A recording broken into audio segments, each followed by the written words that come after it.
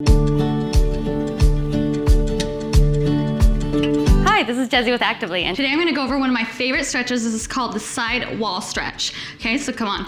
All right, so what we're targeting today are different areas along the body, from the hips through the lumbar, that's low back, the thoracic, that's the mid back, all the way up through the shoulder region. So depending on where you're tight is where you're gonna feel it the most. So we're gonna start really parallel to the wall. This is really important. The wall is our prop, so we're gonna use that today. So I'm gonna bring my hands, and depending on how tight you are, you might wanna start a little bit closer to the wall, because you can always move away and increase the stretch later. So I'm gonna start real close just so you can see.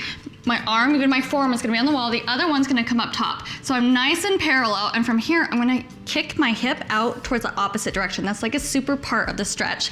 Really important. And once I get there, breathe, hang out. Where you feel it, you might feel it in your hip, you might feel it through your side, you might feel it through your shoulder. It's not necessarily about the shoulders unless you want it to be, so hang out there, play with that, or not. You can always take that down and really just focus on the hip part. So this is the first part, really taking your hip out to the side. The second part of this is I'm gonna take my chest down towards the floor. In this, I'm gonna take my hip back. It's really important to take my hip back at an backwards position, just so I get into this nice deep stretch here. I can even position my arm a little bit in front, however that feels good. Hang out and breathe.